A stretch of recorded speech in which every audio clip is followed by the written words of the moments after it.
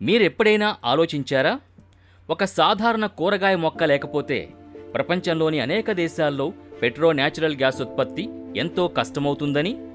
అవును, ఇది హైప్ కాదు, ఇది వాస్తవం. ఆ మొక్క పేరు గ్వార్ లేదా క్లస్టర్ బీన్. భారతదేశం ప్రపంచంలో 80-90% గ్వార్ ఉత్పత్తి చేస్తుంది. దీని నుంచి తయారయ్యే గ్వార్ ఆయిల్ డ్రిల్లింగ్, హైడ్రాలిక్ ఫ్రాక్చరింగ్లో కీలక పాత్ర పోషిస్తుంది. ఈ మొక్క నాశనమైతే లేదా ఎగుమతులు ఆగిపోతే అమెరికా, రష్యా, మధ్యప్రాచ్య దేశాల్లో ఆయిల్ ఎక్స్ట్రాక్షన్ ప్రభావితమవుతుంది. ఈ వీడియోలో పూర్తి డీప్ ఇన్ఫర్మేషన్ తెలుసుకుందాం. లైక్ చేసి సబ్స్క్రైబ్ చేయండి. గ్వార్ మొక్క ఏంటి, ఎక్కడ పెరుగుతుంది? గ్వార్ సైంటిఫిక్ పేరు సియోమోఫోసిస్ టెట్రాగోనలోబా. ఇది లెగ్యూమ్ ఫ్యామిలీకి చెందిన డ్రాట్ రెసిస్టెంట్ మొక్క.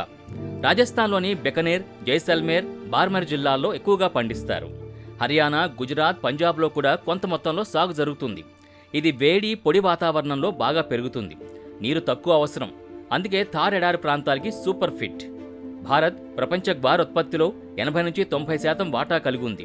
రాజస్థాన్ ఒక్కటే సుమారు 70% కంట్రిబ్యూట్ చేస్తుంది. సంవత్సరానికి లక్షల టన్నుల గ్వార్ బీన్స్ ఉత్పత్తి అవుతాయి.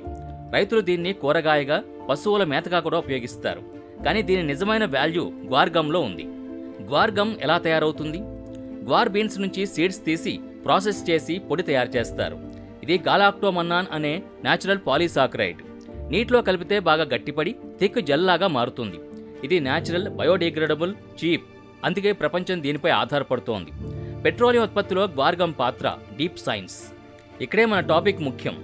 ఆధునిక ఆయిల్ ఎక్స్ట్రాక్షన్లో హైడ్రాలిక్ ఫ్రాక్చరింగ్ చాలా కీలకం. షేల్ రాక్స్ లోపల చిక్కుకున్న ఆయిల్ గ్యాస్ని వెలికి తీయడానికి ఉపయోగిస్తారు. ప్రాసెస్ ఎలా జరుగుతుంది? బావులు తవ్వి షేల్ రాక్స్ వరకు చేరుకుంటారు. హై ప్రెజర్తో water plus sand plus guar gum మిక్చర్ని ఇంజెక్ట్ చేస్తారు. గ్వార్ గమ్ వాటర్ని థిక్ జెల్గా మార్చి శాండ్ పార్టికల్స్ని సస్పెండ్ చేసి చిన్న చిన్న క్రాక్స్ లోపలికి తీసుకెళ్తుంది. ఈ క్రాక్స్ మూసుకుపోకుండా ఓపెన్గా ఉంచుతుంది. ఫలితం ఆయిల్, గ్యాస్ సులభంగా బయటకొస్తాయి. గ్వార్ గమ్ లేకపోతే వాటర్ పల్చగా ఉండి శాండ్ అడుక్కు కూరుకుపోయి క్రాక్స్ మూసుకుపోతాయి. ఎక్స్ట్రాక్షన్ ఎఫిషియన్సీ బాగా తగ్గుతుంది. అమెరికాలో షేల్ ఆయిల్ భూమికి గ్వార్ గమ్ ఒకటే ప్రధాన కారణాల్లో ఒకటి. యుఎస్ ఒకటే భారత్ నుంచి ఎగుమతయ్యే గ్వార్లో 30% వాటా తీసుకుంటుంది. రష్యా, అరబ్ దేశాలు, యూరప్ కూడా డిపెండ్ అవుతున్నాయి. గ్వార్ గమ్ ఒక న్యాచురల్ పాలీసాకరైడ్. గ్వార్ బీన్స్ నుంచి తీస్తారు. ఇది థిక్కర్, గెల్లింగ్ ఏజెంట్గా పనిచేస్తుంది. సాధారణ నీటికి గ్వార్ గమ్ కలిపితే అది జెల్లాగా మారి ఎక్కువ విస్కాసిటీ పొందుతుంది. ఇది లేకపోతే ఫ్రాకింగ్ సమర్థవంతంగా జరగదు. ఇతర ఉపయోగాలు: ఫుడ్ నుంచి ఫార్మాస్యూటికల్స్ వరకు. Food industry, ice cream, sauce, dairy ప్రొడక్ట్స్లో థిక్నర్గా. ఫార్మా, టాబ్లెట్స్ షేప్ ఉంచడానికి, కంట్రోల్డ్ రిలీజ్కు. కాస్మెటిక్స్, టెక్స్టైల్, పేపర్, స్టెబిలైజర్గా. ఇది న్యాచురల్, సేఫ్, సింథటిక్ కెమికల్స్కి ఆల్టర్నేటివ్. భారత్ సంవత్సరానికి సుమారు 5 లక్షల టన్నుల గ్వార్ ఉత్పత్తులు ఎగుమతి చేస్తుంది. దీని వాల్యూ $800 మిలియన్. 120+ దేశాలకు ఎగుమతి. పాకిస్తాన్ కూడా కొంత ఉత్పత్తి చేస్తుంది, కానీ భారత్ డామినేట్ చేస్తుంది. క్లైమేట్ చేంజ్, రెయిన్ఫాల్ వేరియేషన్ వల్ల ఉత్పత్తి ప్రభావితం కావచ్చు.